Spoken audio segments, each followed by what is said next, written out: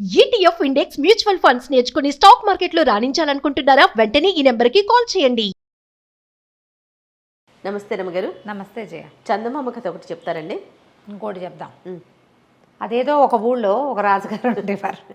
ఊరి పేర్లు పెట్టలేనబ్బా నేను. అంతేనా రమ్మగారు? రాజుగారికి ఒక భలే అందమైన కూతురు ఉండేదట. రాజుగారు చాలా గొప్పగా ఉండేది, మా పిల్ల ఎంత అందగత్తో అని. అయితే చుట్టుపక్కల రాజ్యాల వాళ్ళందరూ మీ పిల్లని మాకివ్వండి మాకివ్వండి మాకివ్వండి అనేవాళ్ళు. అందం కోసం, ఆమె అందం కోసం. ఆ అందగత్త అయిన అమ్మాయి ఏం చెప్పిందంటే, నాన్న తెలివి తక్కువ వాళ్ళకి ఇవ్వద్దు నాన్న, నన్ను తెలివైన వాళ్ళకి ఇవ్వు అంది. సహజం కదండి.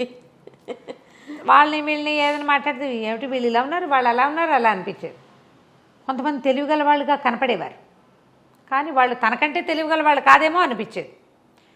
సరే, ఈ లోపల ఊళ్ళో కూడా బాగా సంపాదన పరులైన వాళ్ళు, అంటే మంచి ధనవంతులైన వాళ్ళు, చిన్న రాజ్యం అది, అమ్మాయిని మాకు ఇవ్వండి రాజ్యాన్ని మేము సేఫ్గా చూసుకుంటాం ఇలాంటివి కూడా చెప్తుండేవాళ్ళు.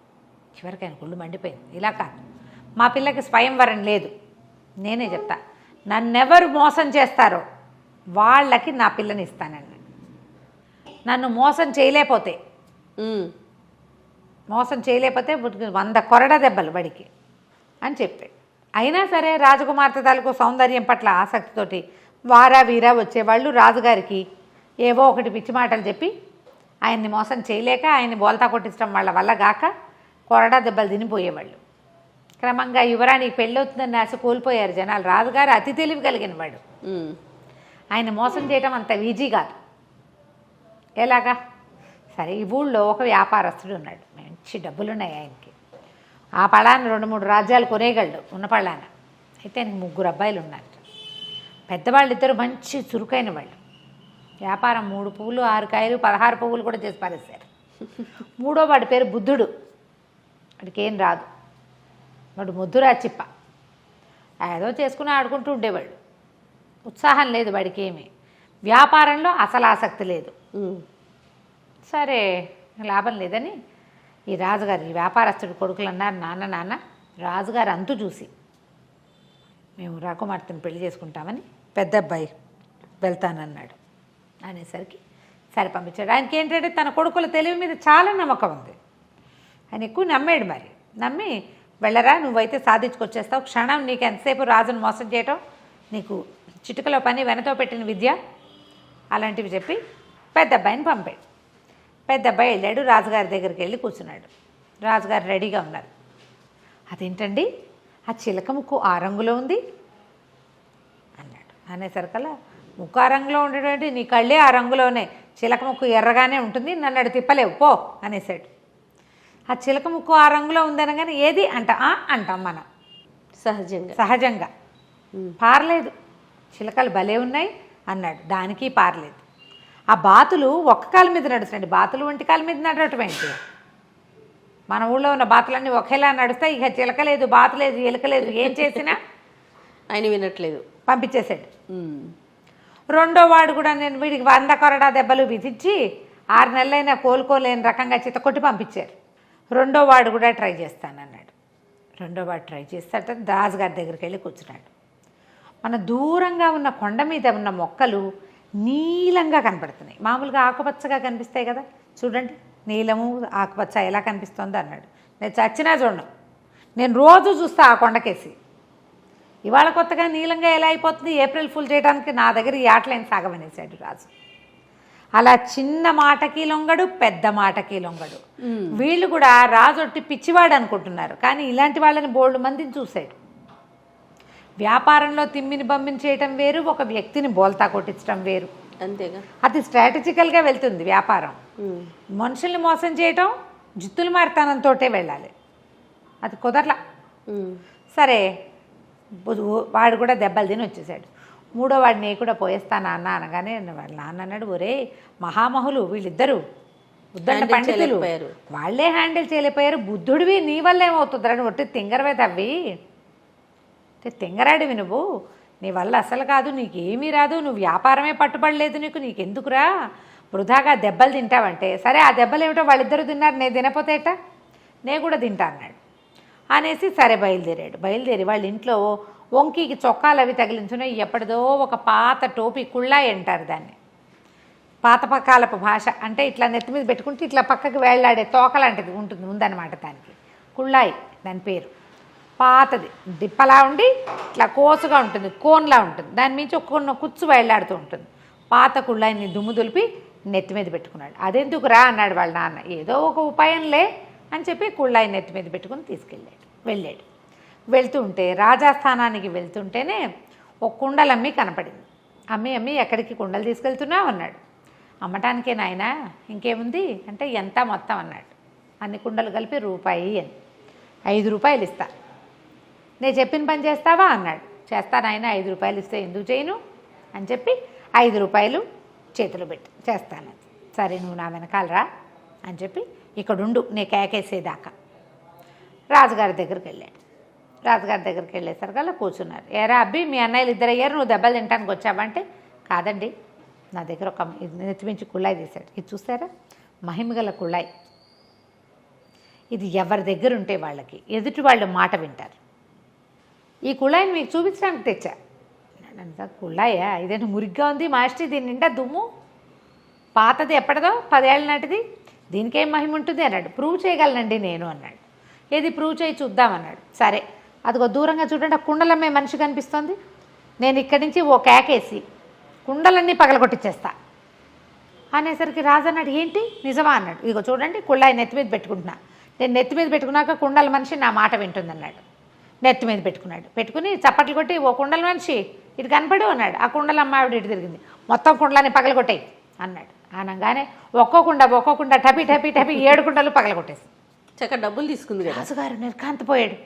ఓరిని ఇంత సింపుల్గా మాట వినిపించచ్చా, మన దగ్గర మాట వినని ఘటాలు చాలా ఉన్నాయి, ఆ టోపీ తీసుకుంటే సరిపోతుంది, ఆ టోపీ నాకు ఇచ్చే అన్నాడు.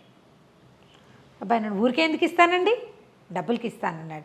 ఆయన 10 అన్నాడు, 20 అన్నాడు, 30 అన్నాడు, 40 అన్నాడు, చివరికి 100 వరహాలకి ఆ కుళ్ళాయి అమ్మేశాడు.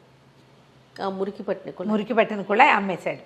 అమ్మేసి ఆ డబ్బులు బొడ్లో దొప్పుకొని బయటికి వెళ్ళి నుంచున్నాడు.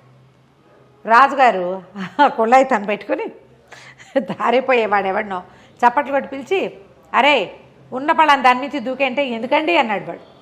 అనగానే ఈయనకి డౌట్ వచ్చి, వీడు నా మాట వింటలేదు. అక్కడి నుంచి ప్రతి వాళ్ళని పిలిచి ఏదో చెప్తాడు, వాళ్ళు ఏదో అడుగుతారు కానీ ఎవరు ఏమీ చేయటం లేదు. ఇప్పుడు సైనికులు వాళ్ళు అనుకో, రాజు చెప్పిన పని చేస్తారు, దూకంటే దూకుతారు, పొడవంటే పొడుస్తారు. రోడ్డును పోయే వాళ్ళు ఎందుకు వింటారు?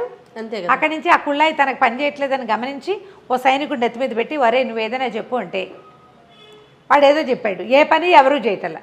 ఆయనకు అర్థమైంది, వచ్చి దిక్మాల కుళ్ళాయి, ఏం మాట వినేది కాదు.